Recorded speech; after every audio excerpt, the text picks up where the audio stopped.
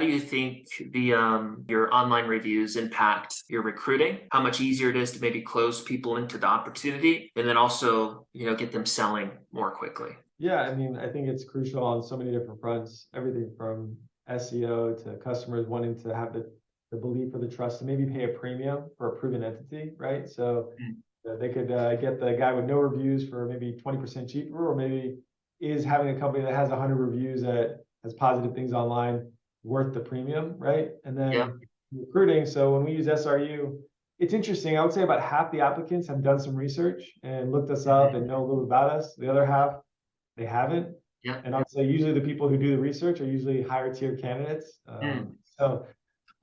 And that's one thing we're actually, big picture data and having these numbers. What we're trying to do, because we're doing so many interviews every week with SRU, we're trying to figure out who is our core, who is our best possible recruit. What are we looking for? Is it the guy who's owned his own business? Is it the guy who's a career sales guy? Is it somebody who's been in landscaping before? Or is it someone who's been in personal training and loves wellness, right? Mm. And so with all the data and all the resumes that you guys are able to provide us each week during every interview, now we're looking at these interviews ahead of time, and we're actually starting to figure out, okay, I have a feeling these are the people we're going to want. And then a lot of those 20-minute sessions, I'm looking at those people and I'm trying to engage and already kind of have an idea of who I think might be the top candidates. And a lot of times I'm right. Very So cool. the data behind SRU and all these recruiting, we're trying to use the same data, getting reviews, and the same data improving closing rates. I think a lot of young companies, they're not focused on the data. They're just trying out there selling every job that they can. But as you mature and get better and better, these little things really start to move the needle. Yeah, totally agree. Okay, so we got, I think, one more topic to recap on that it sounds like where it's maybe the majority of your background, and maybe not background, but even maybe interest, is like the marketing side of things. So I know that's like kind of a wide topic, but maybe speak to 2 to 3 overarching things over the last, decade plus that have been really important in terms of marketing and lead gen and that topic. Yeah. So I haven't really thought about this in a little while, but Yeah. I think there's two things that I can tell you that have worked really well for me in the marketing space. One is no matter what kind of marketing I'm trying to go after, Mhm. I'm looking for a results-based relationship. So for instance, someone could say, I'm gonna pay me $4,000 a month and we'll get you on the first page of Google, but give us 6 months to get there. Mm. I'd rather have a relationship where it's like, once you get me to the first page, I'm going to pay you more than you're asking today, but I want to pay you based on results. Yeah. Or you say you want to generate leads for me, on Instagram, pay me $3,000 a month, and I'll generate you leads on Instagram. Or how about I pay you for every lead you generate for me on Instagram? Or how about I pay you for every job I book based on what you're marketing? And a lot of marketing companies, they're not going to like this because they like the retainers. They like to just get fat and happy and just have money coming in. But I'm constantly looking for win-wins. You Yep. know, I want you to make money. I want you to make a little bit more money for taking a risk, but I want you to have some skin in the game.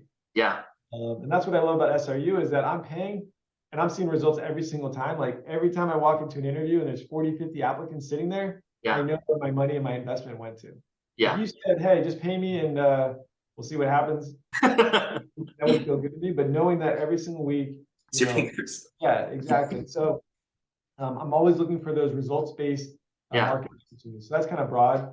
The other thing is for any business owner in the home improvement space, I truly believe no matter whatever marketing you do, you're going to get a return. It's as simple as that. You invest it, you're going to get that money back. The question is, what you have to figure out is what's going to give you the best return, right? And that's the tricky part because you're only going to invest, let's say, 10% of revenue. So if you're $1 million company, maybe you're going to invest 100 grand that year. You want to make sure whatever you invest is going to give you the best ROI. But no matter what, you're going to get some return. And so I think the biggest mistake that young entrepreneurs in the home improvement space fall into is I'm not going to invest anything. I'm going to be all word of mouth. And Yeah. all word of mouth is the quickest way to have a very slow growing business where you're a prisoner of your business. Yeah. I believe you got to go out there and find the business. You can't just wait for it to come to you.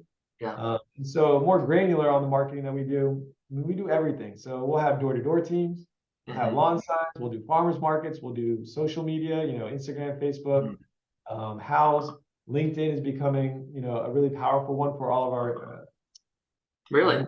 our independent contractors creating, their relationships with strategic relationships.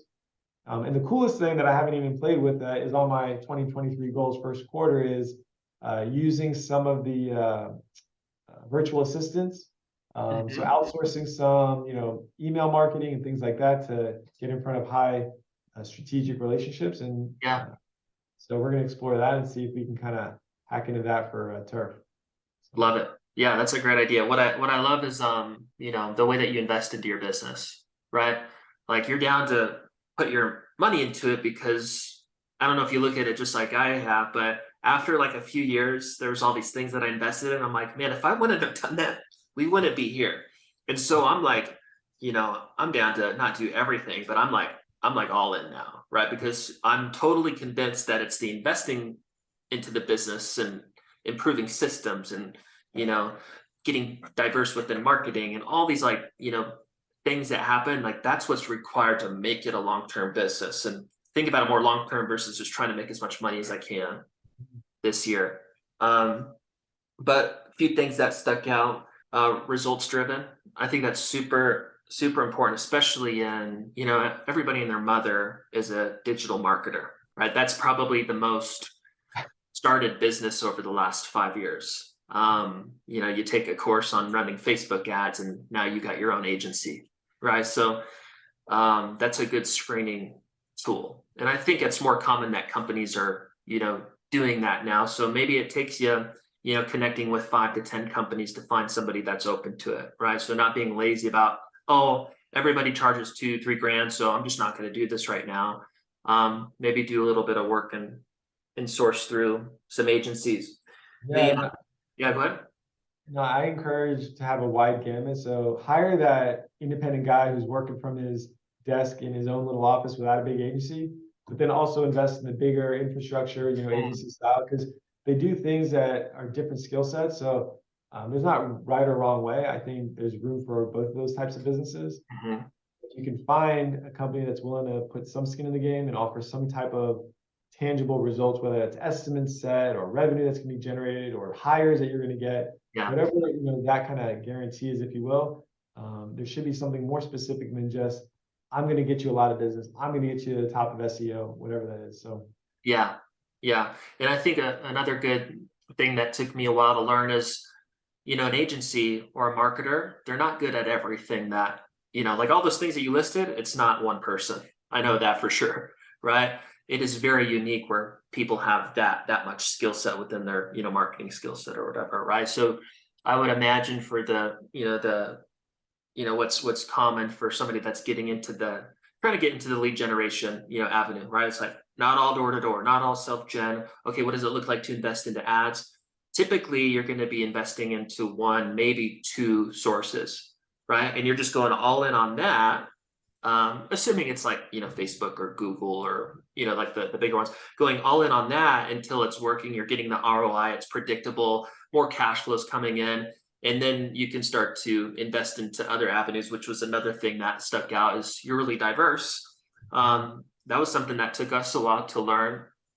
About a year and a half ago, I taught myself Facebook ads 5 years ago when this business started, and that was a game changer, right? I'm like, this is freaking awesome. My first 2 companies, I would just like pull up Craigslist sales job ads and cold call guys like you that were posting ads if they left their phone number and try to sell them like that.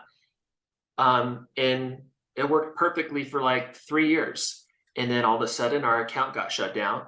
And, I had, built our whole lead generation just on the comfy Facebook thing, and it was easy and it worked and it was profitable, and all of a sudden it was gone, and it was a big issue.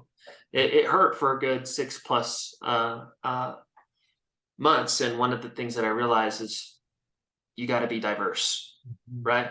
It's just like, investing, sometimes in investing, it's good to be diverse and not have all your eggs in one basket. The same thing with lead gen, especially if you build a larger company where your operating costs are super high.